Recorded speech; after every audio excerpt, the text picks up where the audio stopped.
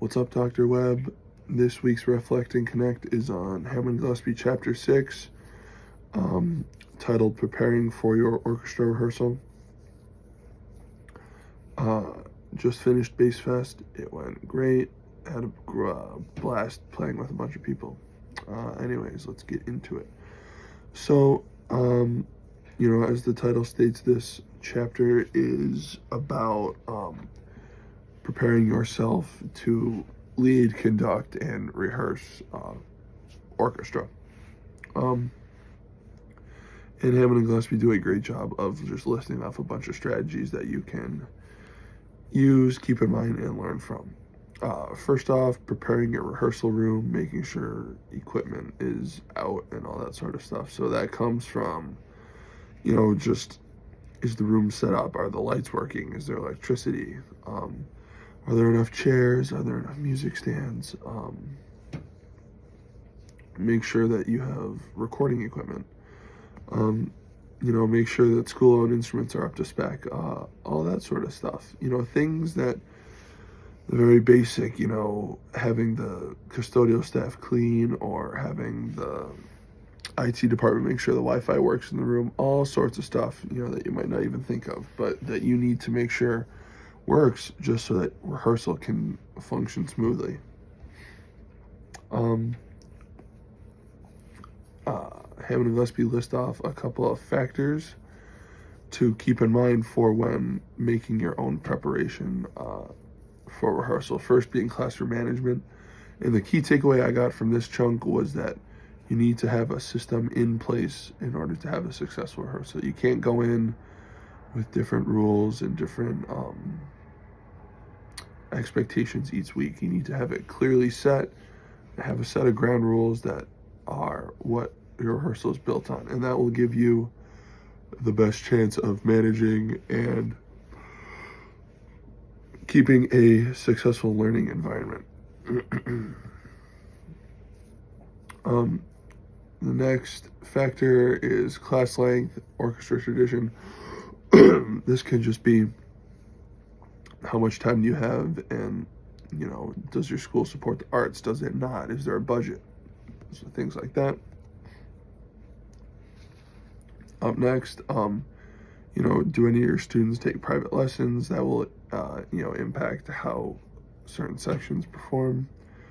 And then Hammond and Gillespie will talk about working with the community and non-string players teaching strings. I won't get into that as much. I didn't think it was as important.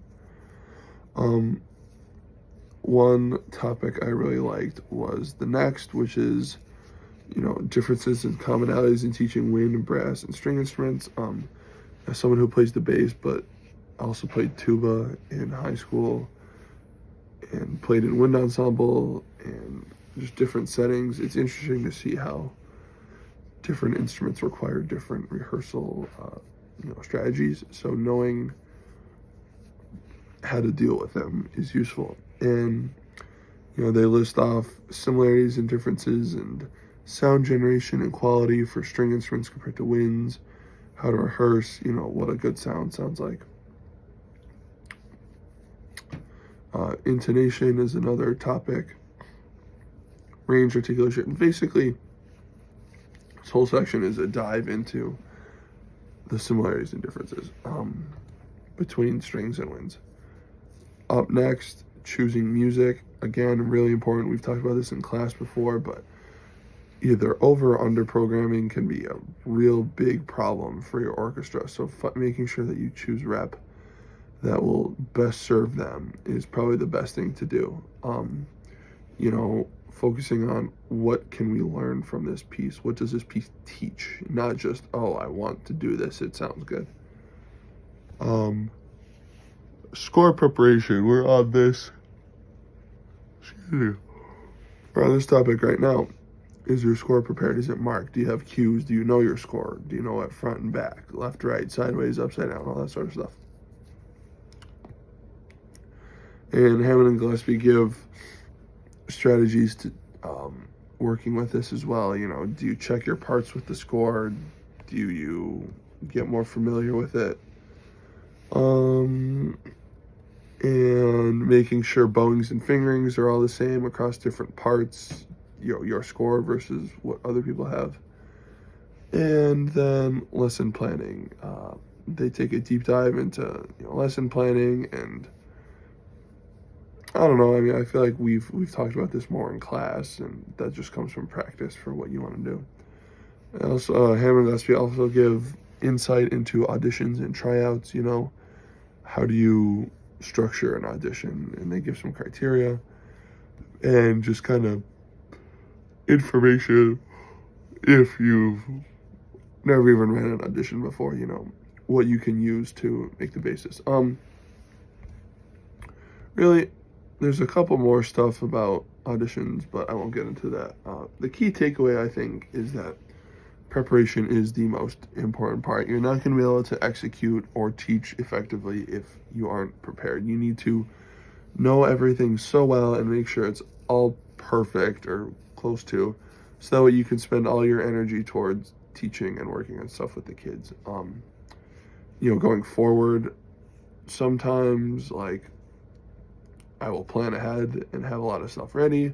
Other times, not so much. I happen to like being able to improvise and think quick on my feet. So this might be tough for me because I don't always plan things out super far in advance. I like to be spontaneous. And just another thing, I think that classroom management is another one, and that just comes from experience. As you get older, you learn more tools for the tool belt, how to deal with kids, how to handle things, how to not overcomplicate your classroom. And I think keeping those factors in mind while also making sure you do everything to set yourself up for success, because that will translate to your group being successful. Thanks.